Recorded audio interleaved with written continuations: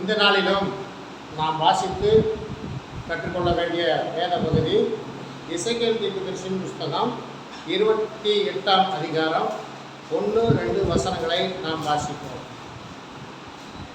கர்த்தருடைய வார்த்தை எனக்கு உண்டாகி அவர், மனுபுத்திரனே, நீ தீருவின் அதிபதியை நோக்கி, கர்த்தராகிய ஆண்டவர் உரைக்கிறது என்னவென்றால், உன் இருதயம் மேட்டிமை கொண்டு, நான் தேவன், நான் சமுத்திரத்தின் அடிவே தேவாசனத்தில் வீற்றிருக்கிறேன் என்று நீ சொல்லி உன் இருதயத்தை தேவனின் இருதயத்தை போல் ஆக்கினாலும் நீ மனுஷனே அல்லாமல் தேவன் அல்ல. ஸ்தோத்திரம்.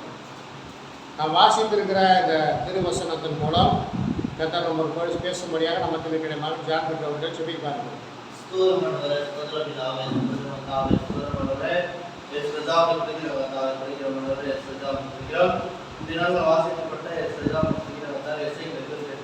வசனம் 1 முதல் அவர்கள் மறைபொருளையும் அவர்கள் ரகசியத்தை எங்களுக்கு அறிந்த அதை புரிந்து கொள்ள எங்களுக்கு வாழ்க்கைக்கு உண்மையாகட்டும் பொருளாதார புரிந்து கொள்ள எங்களுக்கு எல்லா துறைகளும் மகிழ்ச்சி சொல்கிறோம். இயேசு கிறிஸ்துவின் நல்லதாவே ஆமென். நாம் வாசித்த திருவசனம் எசேக்கியேல் தீர்க்கதரிசியின் புஸ்தகம் 28ஆம் அதிகாரம் முதல் 2 வசனம். கர்த்தருடைய வார்த்தை எனக்கு உண்டாகி அவர், மனுபுத்திரனே, நீ தீருவின் அதிபதியை நோக்கி, கர்த்தராகிய ஆண்டவர் உரைக்கிறது என்னவென்றால், உன் இருதயம் மேட்டிமை கொண்டு, நான் தேவன், நான் சமுத்திரத்தின் நடுவிலே தேவாசனத்தில் வீற்றிருக்கிறேன் என்று சொல்லி உன் இருதயத்தை தேவனின் இருதயத்தை போல் ஆக்கினாலும் நீ மனுஷனே அல்லாமல் தேவன் அல்ல. இந்த 28ஆம் அதிகாரம் யாரை குறித்து சொல்லியிருக்கிறது என்று உங்களுக்கு தெரியுமா? நீங்கள் வேதத்தை வாசித்திருக்கிறீர்கள். இந்த 28ஆம் அதிகாரம் யாரை குறித்து சொல்லுகிறது?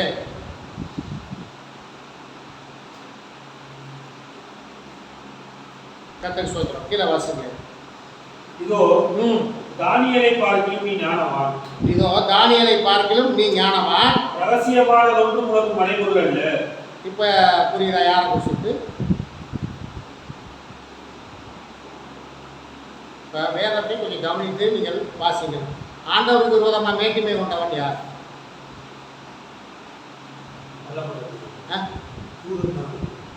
ஆண்டவருக்கு விரோதமாக மேட்டிமை கொண்டவன் யார்?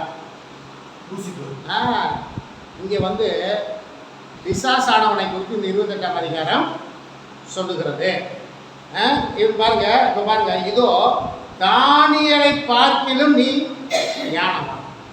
அப்போ அந்த லூசிபர் யாருன்னு கேட்டிங்கன்னா, அவன் தான் பிரதான தூதனே. பிரதான தூதர்கள் முக்கியமானவர்கள் யாராரு? மிகாவேல், காபிரியேல்.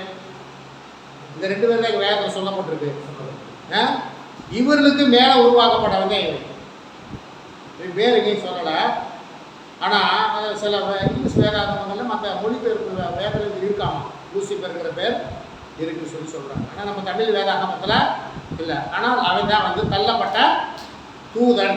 சரி, இப்போ அவன் பாருங்க, ஆனால் தானியேலை பார்க்கிலும் ஞானவான். அடுத்த வாசிங்க. நீ உன் ஞானத்தினால் ரகசியமானது ஒன்றும் உனக்கு மறைபொருள் அல்ல. இப்போ இது தள்ளப்பட்ட தூதர்களுக்கு ரகசியமான மறைபொருள் ஒன்றுமே இல்லை. எல்லாமே அவனுக்கு தெரியும். அதனால ஒரு காரியத்தை மட்டும் கர்த்தர் மறைபொருளாகவே வச்சிருக்கிறார். அது என்னன்னு தெரியுமா உங்களுக்கு? அவர் வருகையை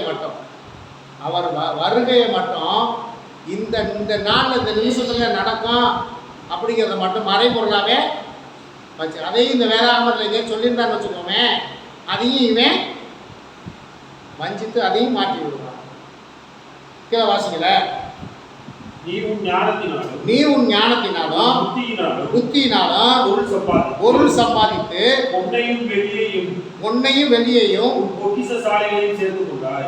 இங்க நீங்க மேல வாசிங்கன்னா பாத்தீங்கன்னாக்க என்ன சொல்லியிருக்குன்னா, நீ தீருவின் அதிபதியை நோக்கி. தீருங்கிறது ஒரு சின்ன தேசம். அப்ப இந்த தீருங்கிற தேசத்தை ஒரு ராஜா ஆண்டா கூட அவனுக்குள்ளாக இருந்தது யாரு?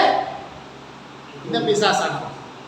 அவன் இந்த தீருவின் ராஜாவுக்குள்ளாக இருந்து அந்த ராஜ்யத்தை ஆண்டவர். இன்னைக்கு உலகத்தில் இருக்கிற ராஜ்யங்கள் பூராமே அப்படித்தான். இந்த உலகத்தில் இருக்கிற ராஜ்யங்கள் எல்லாத்துக்குள்ளேயும் யார் இருக்கா? பிசாசானவன் இருக்கிறார். இருந்து கொண்டு தான் ஆண்டு கொண்டு இருக்கிறார். கீழே வாசிங்கள 5. உன் வியாபாரத்தினாலும் உன் வியாபாரத்தினாலும் உன் மகா ஞானத்தினாலும் உன் மகா ஞானத்தினாலும் உன் பொருளை பெருகப்படினாய் உன் பொருளை பெருகப்படினாய் உன் இருதயம் உன் இருதயம் உன் செல்வத்தினால் மேன்மையாயிற்று. உன் செல்வத்தினால் மேன்மையாயிற்று.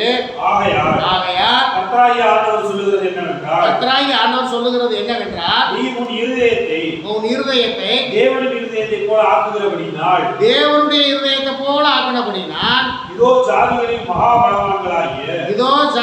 மகா பலவான்களாகிய மறுதேசத்தாரை உனக்கு விரோதமாய் வரப்பண்ணுவேன். அவர்கள் உன் ஞானத்தின் அழகுக்கு விரோதமாய் தங்கள் பட்டயங்களை உருவி உன் மினுக்கை குலைத்து போடுவார்கள். இப்ப வாசிங்க 28:12 வாசிங்க. மனுபுத்திரனே நீ தீரு ராஜாவை குறித்து நீ புலம்பி அவனை நோக்கி கர்த்தராகிய ஆண்டவர் உரைக்கிறது என்னவென்றால் நீ விசித்திரமாய் செய்யப்பட்ட முத்திரை மோதிரம். பார்த்தீங்களா? விசித்திரமாய் செய்யப்பட்ட நீயே முத்திரை மோதிரம். அப்புறம் நீ ஞானத்தால் நிறைந்தவன் பூரண அளவுள்ளவன். அப்ப பாருங்க, இந்த தூதன் இந்த தூதனை எப்படி உண்டாக்குனாராமா? விசித்திரமாய் செய்யப்பட்ட முத்திரை மோதிரம், ஞானத்தால் நிறைந்தவன், அழகு பூரண அழகுள்ளவன். நீ தேவனுடைய தோட்டமாகிய ஏதேனில் இருந்தவன் பத்மராகம் புஷ்பராகம் வைரம் படிகை பச்சை கோமேதகம் எஸ்பி இந்திரநீலம் மரகதம் மாணிக்கம் முதலான சகலவித ரத்தினங்களாலும் பொன் உன்னை மூடிக்கொண்டிருக்கிறது. நீ சிருஷ்டிக்கப்பட்ட நாளில் உன் மேள வாத்தியங்களும் நாதசுரங்களும் உன்னிடத்தில் ஆயத்தப்பட்டிருந்தது. நீ காப்பாற்றுவதற்காக அபிஷேகம் பண்ணப்பட்ட கேருப்புனா என்னது? தூதன். அப்ப இவன் எதுக்காக உண்டாக்குனாராமா? நீ காப்பாற்றுவதற்காக உருவாக்கப்பட்ட ஒரு கேரு, அபிஷேகம் பண்ணப்பட்ட கேரு. தேவனுடைய பரிசுத்த பர்வதத்தில் உன்னை வைத்தேன், அக்னிமயமான கற்களின் நடுவே நீ உலாவினார். இதெல்லாம் ஆண்டவர் அவனுக்கு செஞ்ச காரியம். கீழே வாசிங்க. நீ சிருஷ்டிக்கப்பட்ட நாள். இப்ப பாருங்க, நீ சிருஷ்டிக்கப்பட்ட நாள் துவங்கி உன்னில் அநியாயம் கண்டுபிடிக்கப்பட்டது மட்டும் உன் வழிகளில் குறைவிட்டிருந்தாய். நீ உன் வழியில குறைவிட்டிருந்தாய். இது எல்லாம் ஆண்டவர் அவனுக்கு கொடுத்துருந்தது. எப்படி இருந்தானாமா? உன் வழிகளில் வழி, அவனுடைய வழி எப்படி இருந்துச்சா? குறைவிட்டிருந்தாய். உன் வியாபாரத்தின் மிகுதினால் உன் கொடுமை அதிகரித்து நீ பாவம் செய்தாய். ஆகையால் நான் உன்னை தேவனுடைய பர்வதத்திலிருந்து ஆகாதவன் யாருக்கு புரியுதா? உங்களுக்கு புரியுதா? ஆகாதவன் என்று தள்ளிட்டார். எங்க இருந்து? தேவனுடைய பர்வதத்திலிருந்து. இவனுக்குன்னு ஒரு இடம். இப்போ பார்த்தீங்கன்னாக்க தேவதூதர்களுக்கு ஒரு தனி இடத்தை அவர் வைத்திருக்கிறார். அப்போ இவனுக்குன்னு ஒரு தனி இடம். இவன் பிரதான தூதனாச்சேன், இவனுக்குன்னு ஒரு இடத்த வச்சிருந்தார். அப்போ இவன் எங்க இருந்தா தெரியுமா? எங்க தான் தெரியும்? முன்னாடி வாச்சிங்க. ஏதேனில் இருந்தவன். அப்ப ஏதேன் எங்க இருந்திருக்கும்? மேலதான் முதல்ல இருந்துச்சு. ஏதேன் மேலதான் இருந்துச்சு. அப்ப என்ன பண்ணாரு? இவனை என்ன பண்ணிட்டாரு? தேவனுடைய பர்வதத்தில் ஆகாதவன் என்று தள்ளி காப்பாற்றுகிற கேருபாய் இருந்த உன்னை அக்னிமயமான நடுவே இராதபடிக்கு அழித்து போடுவேன். உன் அழகினால் உன் இருதயம் மேட்டிமையாயிற்று. இதுதாங்க இன்னைக்கும். எப்படி அந்த தள்ளப்பட்ட தூதன் தன்னுடைய அழகுல மேட்டிமை வந்துருச்சோ, இன்னைக்கு உலக மக்கள் முன்னால மேட்டிமை வர்றதுக்கு ஒரு மெயின் காரணம் என்ன? அழகு. என்னுடைய அழகு எல்லாத்தையும் என்னைய நன்மையா இருக்கும். ஆனா அந்த அழகுதான் இந்த அழகு தான் உன்னுடைய வாழ்க்கையை சீர்குலைக்கும் தாறுமாறும். இன்னைக்கு உலகத்தில் இருக்கிற ஜனங்களும் கர்த்தரை ஏற்றுக்கூட ஒரு சிலர் என்ன நினைக்கிறாங்கன்னா, எனக்கு அழகு இருக்குது, அந்தஸ்து இருக்குது, பணம் இருக்குது, எல்லாம் இருக்குது, நான் ஏன் கர்த்தரை தேடணும்? வாசிக்க அப்படி நினைச்சா கர்த்தர் என்ன பண்ணுவாரு? உன் இனம் உன் மனம் மேட்டுமையாசிரியர் என்ன பண்ணுவாரு? இந்த லூசிபரை போல என்ன பண்ணுவாரு? கீழே விழ தருவார். சரி, கீழே வாசி. உன் மினுக்கினால் உன் ஞானத்தை கெடுத்தாய். உன் மினுக்கினால் உன் ஞானத்தை. இப்ப பாருங்க, தானியேலை காட்டிலும் ஞானம் உள்ளவன். இப்ப என்ன ஆகி போச்சு? உன் மினுக்கினால் ஞானத்தை கெடுத்துக்கிட்டான். உன் தரையிலே தள்ளி போடுவேன். ராஜாக்கள் உன்னை பார்க்கும்படி உன்னை அவர்களுக்கு முன்பாக வேடிக்கையாக்குவேன். அப்போ கர்த்தருக்கு முன்பாக நீ மனுஷனா இருக்கலாம், மேட்டுமை கூடவே கூடாது. மேட்டுமை இருக்கக்கூடாது, அகங்காரம் இருக்கவே கூடாது. மேட்டிமையும் அகங்காரமும் யாருக்குள்ள இருக்குதோ கர்த்தருக்குள்ள நிலை நிற்கவே முடியாது. அது எங்க போனாலும் இந்த மேட்டிமை அகந்தை நமக்குள்ள இருந்துச்சுனாக்க எங்க போனாலும் நம்முடைய மரியாதையை கெடுக்கும். அதனால புதிய ஏற்பாட்டில் ஆண்டவர் சொல்றார், நீ விருந்துக்கு அழைக்கப்பட்டிருப்பாயானால் எங்க போய் உட்காரணும்? நீ போயினா முதன்மையான ஆசனத்தில் உட்காரணும்னு நினைக்காத. ஆனால் இந்த மேட்டிமையை அகந்தை இருக்கவங்க என்ன பண்ணுவாங்க தெரியுமா?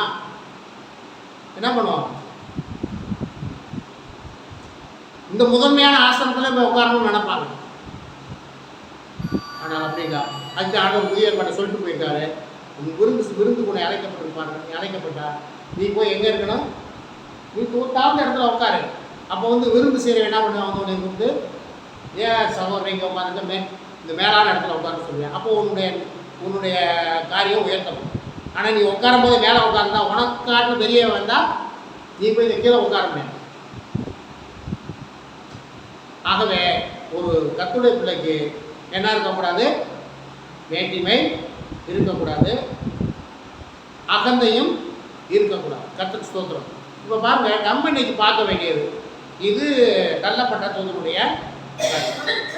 இப்போ பாருங்க, ஒரு சங்கீதத்தில் சொல்லப்பட்டிருக்கிறது, தேவதூதரிலும் சற்று சிறியவனாய் மனுஷனை உருவாக்கினார். எப்படி உருவாக்கினாரு? தேவதூதரிலும் மனுஷனை சற்று சிறியவனாய். அப்போ நம்ம தேவதூதனுக்கு ஈக்குவலா ஆக முடியும். இப்போ பாருங்க, அவன் தானியேலை காட்டிலும் ஞானத்தில் நிறைந்தவன். அப்போ அவனுக்கு ஞானம் ஜாஸ்தியாக இருக்குது. இப்போ என்ன பண்ணணும்? இந்த பிசாசானவனை மேற்கொள்ள வேண்டுமானால் நம்ம தேவதூதரிலும் சற்று சிறியவனாக நம்ம படைத்திருக்கிறார் மனுஷனை. அப்போ ஞானத்தால் நிறைந்த இந்த தள்ளப்பட்ட தூதனை நாம் ஜெயிக்க வேண்டுமானால் நமக்கு இப்போ என்ன வேணும்? அவன் ஞானத்தில் நிறைஞ்சவன். இப்போ அவனை ஜெயிக்கணும். அவனை ஜெயிச்சாதான் நம்ம எங்கே போக முடியும்? பரலோகத்துக்கு போக முடியும். இப்போ நமக்கு என்ன வேணும்? நம்ம ஞானத்தில் ஜெயிக்க முடியுமா? முடியாது. மனிதனுக்கு கொடுத்திருக்க ஞானத்தினால் பிசாசானவனை ஜெயிக்க முடியாது. ஏன்னா அவன் ஞானத்தினால் நிறைந்தவன், அவனுக்கு மறைமுறை ஒன்றுமே இல்லை. அப்போ அவனை ஜெயிக்கிறதுக்கு மனுஷனுக்கு கொடுத்திருக்க ஞானம் போதாது. அப்போ என்ன வேணும்? நமக்கு என்ன வேணும்? தேவனுடைய ஞானம் வேணும். தேவனுடைய ஞானம் நமக்கு வேணும். தேவனுடைய ஞானம் இருந்தால் பிசாசானவனை நாம் ஜெயிக்க முடியும். ஜெயித்தால் தேவனுடைய ராஜ்யத்துக்கு. இப்போ பாருங்க, எல்லா மனுஷனையும் தேவனுடைய ஞானம் ஆளலை.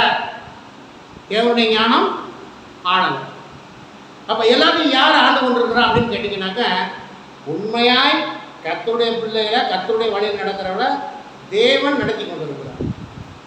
அவர் ஞானத்தை ஊற்றி மனிதனை கர்த்தருடைய பிள்ளைகளை வழி நடத்துகிறார். கர்த்தருடைய வழியிலே நடக்காதவர்களை பிசாசு அவனுடைய ஞானத்தை ஊற்றி அவனுடைய வழியிலே நடத்தி கொண்டு இருக்கிறான். உங்களுக்கு புரியும், நான் உங்களுக்கு சொல்ற காரியம் உங்களுக்கு புரியும். நீங்கள் நன்மை செய்தால் தேவனுடைய வழியில் நடந்தால் உங்களுக்கு தெரியும், நான் தேவனுடைய ஞானத்தில் நடக்கிறேன், தேவனுடைய வார்த்தையில் நடக்கிறேன் என்பது உங்களுக்கு புரியும். நீங்க தேவையில்லாத கர்த்தருக்கு பிரியமில்லாத காரியங்களை செய்து அதன் வழியில் நீங்கள் நடந்தால் உங்களுக்கு தெரியும், நான் தேவனுடைய சித்தத்தின்படி நடக்கலை, தேவன் கொடுத்த ஞானத்தின்படி நடக்கலை, நான் பிசாசான் கொடுத்த ஞானத்தால் நடக்கிறேன் என்று நமக்கு புரியும். இப்போ பாருங்க, அதுக்கு என்ன செய்யணும் அப்படின்னா நீதிமொழிகள் 1ஆம் அதிகாரத்துக்கு வாங்க. நீதிமொழிகள் 1ஆம் அதிகாரத்துக்கு வாங்க.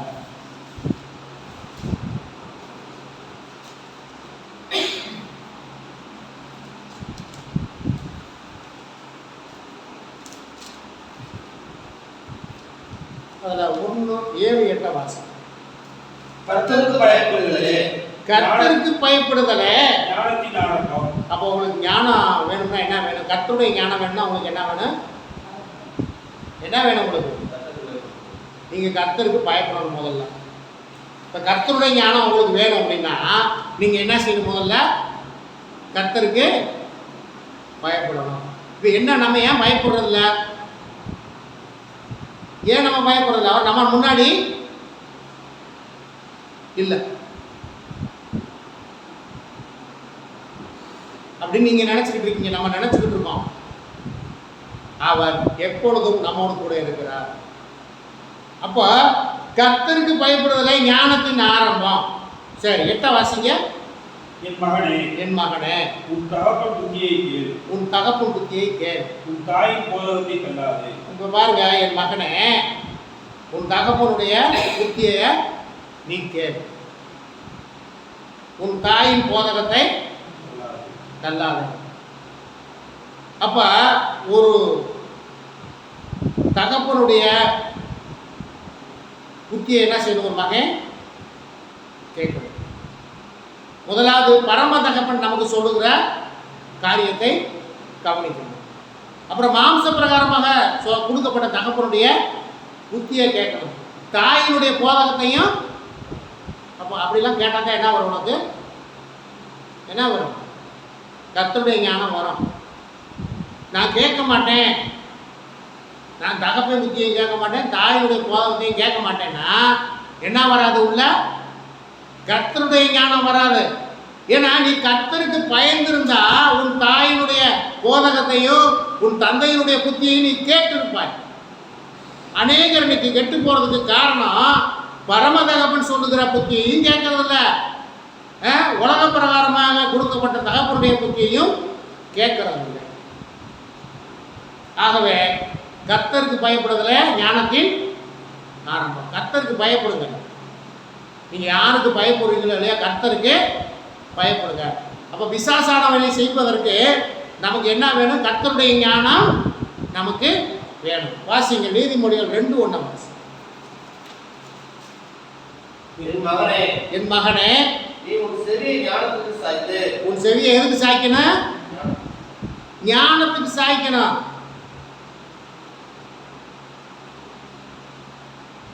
உன் இருதயத்தை புத்திக்கு அமைய பண்ணும் பொருட்டு நீ என் வார்த்தைகளை ஏற்றுக்கொண்டு என் கட்டளைகளை உன்னிடத்தில் பத்திரப்படுத்தி ஞானத்தை வா என்று கூப்பிட்டு புத்தியை சத்தமிட்டு அழைத்து அதை வெள்ளியை போல நாடி. உதயங்களை தேடுகிற போது தேடுவாயாக. அப்ப நீ என்ன செய்யணும்? கர்த்தருடைய வார்த்தையும் புத்தியையும் ஞானத்தையும் வெள்ளியை போலவும் புதையலை போலவும் தேடணும். நான் புத்தியும் தேட மாட்டேன், ஞானத்தையும் தேட மாட்டேன், கர்த்தரையும் தேட மாட்டேன் அப்படின்னு சொன்னா கர்த்தருடைய ஞானத்தை அவர் உனக்கு தரமாட்டார். நீ பிசாசானவனை மேற்கொள்ள முடியாது. அப்ப என்ன செய்ய? ஞானத்தை வா என்று கூப்பிட்டு புத்தியை சத்தமிட்டு அழைத்து. 5 வாசிங்க. அப்பொழுது கர்த்தருக்கு பயப்படுதல் அப்பொழுது கர்த்தருக்கு பயப்படுதல் என்னதென்று நீ உணர்ந்து தேவனை அறியும் அறிவை கண்டடைவாய். அப்ப தேவனை அறியும் அறிவை கண்டடைவாய். அப்ப கர்த்தருடைய ஞானம், நீ கர்த்தருக்கு பயப்படணும், கர்த்தருடைய ஞானத்தை தேடணும், கர்த்தருடைய வார்த்தையில கட்டப்படணும். அப்படிலாம் நீ இருந்தினா என்ன ஆகும்? அப்பொழுது கர்த்தருக்கு பயப்படுவது என்று உணர்ந்து தேவனையும் அறியும் அறிவை கண்டடைவான். வேதம் தெளிவா சொல்லி இருக்குது, வேத வசனம் தெளிவா சொல்லி இருக்குது. நாம் இதை படிப்பதில்லை, அதை உணர்ந்து கொள்வதில்லை, அதன் வழியில நம்மை நடப்பதற்கு உன்னுடைய வாழ்க்கையை ஒப்புக் கொடுப்பதற்கு நம்ம ஒப்புக் கொடுக்கறது இல்லை. ஏன்?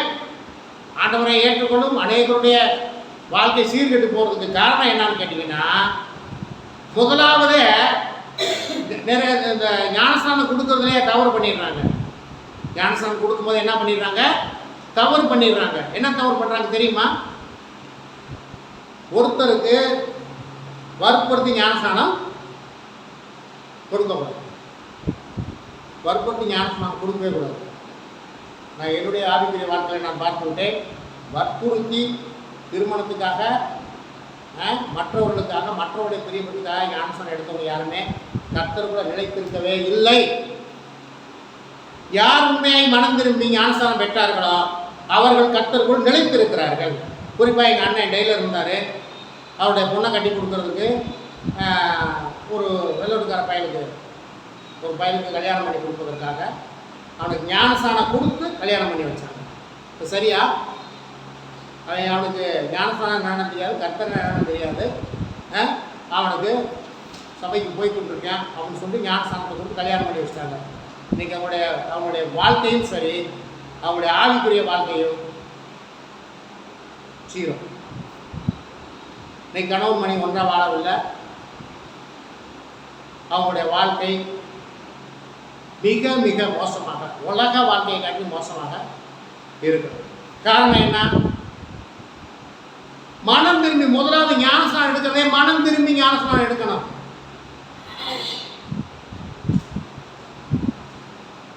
அநேகர் சொல்லிட்டு இவ்வளோ நிறைய இருக்கு சாட்சி. ஆகவே ஞானஸ்தானம் எடுக்கிற சபைக்கு வந்துட்டாங்க, எங்கள் அண்ணன் சம்சாரம் வந்துட்டு இருக்காங்க அப்படின்னா அவங்களுக்கு கூட ஞானஸ்தானம் கொடுத்துடலாமா? ஞானஸ்தானம்னா முதல்ல என்னன்னு தெரியணும். அவங்களாம் சொல்லணும், நான் ஞானஸ்தானம் எடுத்துக்கிறேன், நானும் தேவனுடைய ராஜ்யத்தை சுதந்திரிக்க ஆசைப்படுகிறேன், என்னுடைய பாவங்களுக்காக இயேசு கிறிஸ்து மரித்தார், என்னுடைய பாவங்களுக்காக, அதெல்லாம் அவங்க சொல்லணும். அவங்க ஞானஸ்தானம் சும்மா என்னன்னு தெரியாமல் ஞானஸ்தானம் கொடுத்தா சரியாயிடுமா? இன்னைக்கு அநேகருடைய வாழ்க்கையில கிறிஸ்து அவர்களுக்குள்ளாக இருந்து கிரியை செய்யாமல் இருக்கிறதுக்கு காரணம் இதுவும் ஒன்று. வாசிங்கள் நீதிமொழிகள் 5:12 வாசிங்க. இப்போ நீங்கள் வாசிங்க. உங்களுக்கு நான் சொன்ன காரியம், ஐயோ ஒரு நிமிஷம், இந்த காரியத்தை ஒரு 3 வாரங்களுக்கு முன்பாக நான் இதையே வசனத்தை நீங்கள் வாசிச்சிங்க. எத்தனை பேர் நீங்கள் அதை கவனிச்சிங்கன்னு தெரியல. இந்த வாரமாவது கவனிங்க. அதில் சொல்லப்பட்டிருக்கிற காரியங்களை நீங்கள் கவனிங்க. கவனித்து அதன்படி உங்கள் வாழ்க்கையை நீங்கள் ஒப்புக்கொள்ளணும். வாசிங்க. ஐயோ ஐயோ போதகத்தை நான் வெறுத்தேனே, போதகத்தை நான் வெறுத்தேன். அப்போ இன்னைக்கு போதகத்தை சொல்லுகிற காரியத்தை, போதகத்தை வெறுக்கிற ஆட்கள் தான் அதிகமாக இருக்கிறார்கள். எங்கள் உலகத்தில் இல்லை, கிறிஸ்தவத்துக்குள். ஐயோ நான் போதகத்தை வெறுத்தேனே, கடிந்து கொள்ளுதலை என் மனம் அலட்சியம். இப்ப கடிந்து கொண்டு, இப்ப கர்த்தருடைய பிள்ளைகளுக்கு கர்த்தருடைய பிள்ளைகளுடைய வாழ்க்கையிலே காணப்படுகிற காரியங்களை கடிந்து கொண்டு புத்தி சொன்னோம்னா என்ன பண்றாங்க? அவங்க மனம் அலட்சியம் பண்ணினதே. என் போதகரின் சொல்லை நான் கேளாமலும் எனக்கு உபதேசம் பண்ணினவர்களுக்கு என் செவியை சாயாமலும் போனேனே. சபைக்குள்ளும் சங்கத்துக்குள்ளும் கொஞ்சம் குறைய எல்லா தீமைக்கும் உள்ளானேனே நீ என்று முறையிடுவாய். அவ்வளவுதான். அங்க என்ன 11 வாசிங்க. இப்போ முடிவிலே உன் மாம்சமும் உன் சரீரமும் நீ உருவழியும் போது அப்ப முடிவு எப்படி இருக்கும் தெரியுமா? போதகத்தை வெறுக்கிறது, கடிந்து கொள்ளுதலை மன அலட்சியம் பண்ணுறது, போதகரின் சொல்ல கேளாமலும் ஒரு உபதேசம் பண்ணவர்களுக்கு செவியை சாயாமலும் சபைக்குழு சங்கத்துக்குழு கொஞ்சம் குறை எல்லா தீமைக்கும் உள்ளானேன் என்று எப்போ முறையிடுவது தெரியுமா? எப்போ?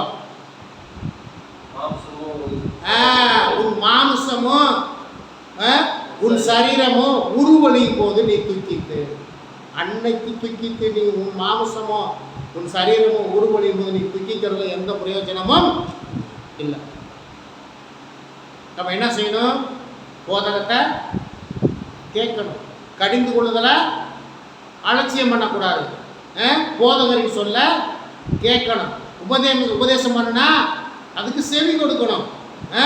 சபைக்குள்ளும் சங்கத்துக்குள்ளும் கொஞ்சம் குறைய எல்லாம் இப்போ சபைக்குள்ள சங்கத்துக்குள்ளேயே கொஞ்சம் குறைய எல்லா தீமைக்கும் உள்ள அப்படி இருக்கக்கூடாது. இப்போ பிசாசானவனை செய்வதற்கு நமக்கு என்ன வேணும்?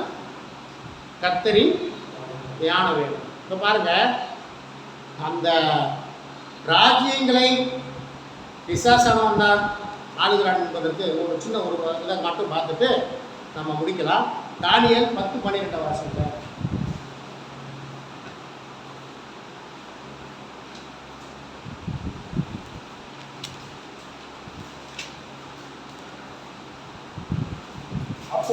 அப்பொழுது அவன் என்னை நோக்கி தானியேலே பயப்படாதே, நீ அறிவை அடைகிறதற்கும் உன்னுடைய தேவனுக்கு முன்பாக சிறுமைப்படுத்துவதற்கும் உன் மனதை